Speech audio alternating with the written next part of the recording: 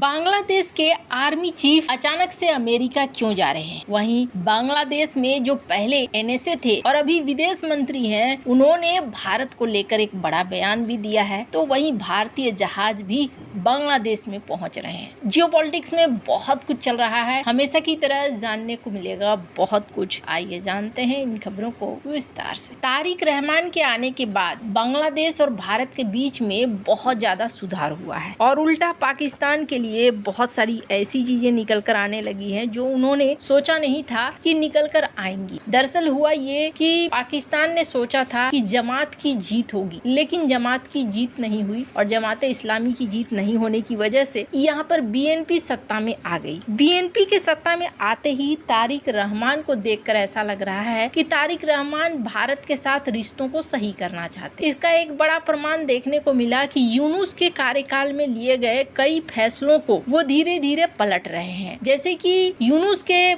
कार्यकाल में live streaming बंद कर दी गई थी आईपीएल की, पर अब यहाँ पर यूनुस के मंत्री ने कहा नीति, राजनीति और खेल को एक दूसरे के साथ जोड़ना नहीं चाहते हैं, इसलिए आईपीएल फिर से दिखेगा बांग्लादेश के अंदर और ये एक बहुत ही अच्छी बात है। पर वहीं दूसरी तरफ ये भी देखने को मिला कि तारिक रहमान ने पाकिस्तान को ये कहा कि आप माने कि नरसंहार हुआ था और माफी मांगे, जिस पर पाकिस्तान की तरफ से जवाब नहीं दिया जा रहा है। हालांकि इस मामले में भारत ने भी सपोर्ट कर दिया कि हाँ जी, ये बात तो बिल्कुल सही है, आपको यहाँ पर मानना चाहिए, स्वीकार करना चाहिए, आपकी हरकतें ऐसी है और जितनी जल्दी आप स्वीकार कर लोगे उतना ही अच्छा रहेगा। पर यहाँ पर पाकिस्तान की तरफ से रिप्लाई नहीं दिया गया। वहीं दूसरी तरफ ये देखने को मिल रहा है कि बांग्लादेश के जो राजदूत हैं भारत में, उन्होंने ये कहा कि भारत और बांग्लादेश को अब अपने रिश्तों को और ज्यादा अच्छा कर लेना चाहिए ताकि अच्छे रिजल्ट्स निकल कर आने शामिल हो। ऑपरेशन सर्चलाइट जो कि पाकिस्तान के द्वारा किया गया था, इसको लेकर अमेरिका की संसद में भी एक प्रस्ताव पारित हुआ है जिसे नरसंहार मानने की बात कही जा रही है कि अमेरिका को भी ऐसा ही करना चाहिए,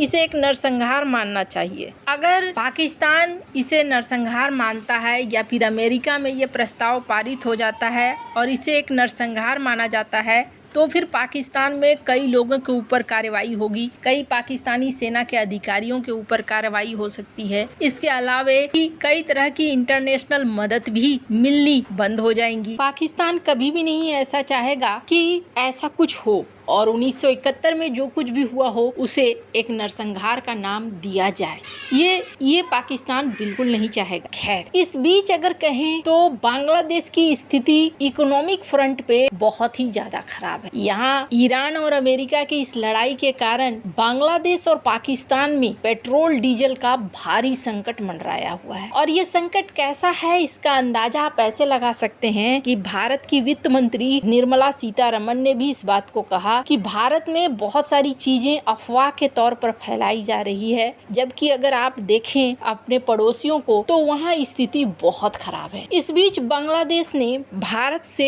तेल की रिक्वेस्ट की है और देखने को मिल रहा है कि भारत ने पड़ोसी देश की मदद करते हुए 5000 टन का अलग से डीजल का सप्लाई किया है। ये कहा जा रहा है कि 5000 टन डीजल बांग्लादेश पहुंच चुका है। इस नई खेप के साथ बांग्लादेश को हाल के दिनों में भारत से कुल 15,000 टन डीजल मिल चुका है। 28 मार्च को 6,000 टन अतिरिक्त डीजल की पंपिंग की प्रक्रिया की गई थी और उसके बाद माना जा रहा है कि बांग्लादेश और भी ज्यादा मांग रहा है और कह रहा है कि 40,000 टन हमें चाहिए तेल। इस डीजल की सप्लाई असम में नुमालीगढ़ रिफाइनरी से की जा रही है और ये भारत बांग्लादेश मैत्री पाइपलाइन के जरिए बांग्लादेश के पार्वतीपुर डिपो तक भेजा जाता है। साल 2024 में उस समय की प्रधानमंत्री शेख हसीना के खिलाफ हुए बड़े जन आंदोलन के बाद इस मैत्री पाइपलाइन को रोक दिया गया था, लेकिन तारिक रहमान ने आते ही इस पाइपलाइन को भी फिर से बहाल किया और पाइपलाइन को बहाल करके भारत से डीजल भी ले रहा है। वैसे बांग्लादेश की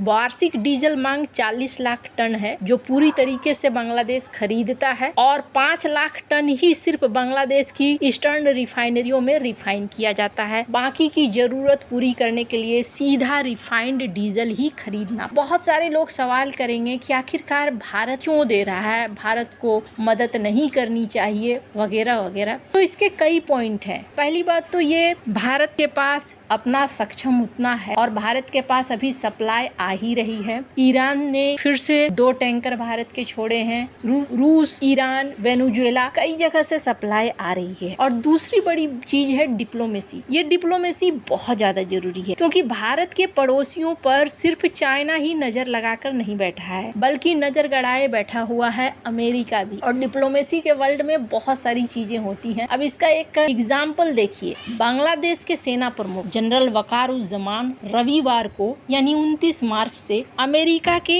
1-2 दिन नहीं बल्कि 5 दिन के दौरे पर जा रहे हैं। साल 2024 में बांग्लादेश के सेना प्रमुख जब वो बने थे तो उस समय वो गए थे और उसके बाद ये दूसरी बार है। और ये यात्रा ऐसे समय में हो रही है जब फरवरी के चुनाव में बीएनपी ने भारी बहुमत से जीत हासिल। जनरल जमान की अमेरिका यात्रा को बहुत खास माना जा रहा है। ये दौरा ऐसे समय में हो रहा है जब अमेरिका ईरान से युद्ध लड़ रहा है। और अगस्त 2024 में शेख हसीना सरकार के तख्ता पलट के बाद वकार ने देश की राजनीति में बेहद खास भूमिका निभाई। कहा जा रहा है जनरल जमान को जॉर्जिया के सीनेटर शेख रहमान ने स्टेट कैपिटल भी आने का न्योता दिया है। सेना प्रमुख के साथ उनकी पत्नी और 3 ब्रिगेडियर लेवल के अधिकारी जा रहे हैं। जनरल जमान ने इसके पहले मोहम्मद यूनुस के अंतरिम शासन के दौर में 15 से 25 अक्टूबर तक अमेरिका और कनाडा का दौरा किया। उस दौरे का मुख्य उद्देश्य सैन्य संबंधों को बढ़ाना था। जनरल जमान अपने कार्यकाल के दौरान अमेरिका और उसके सहयोगी देशों के साथ संबंधों को मजबूत करने के लिए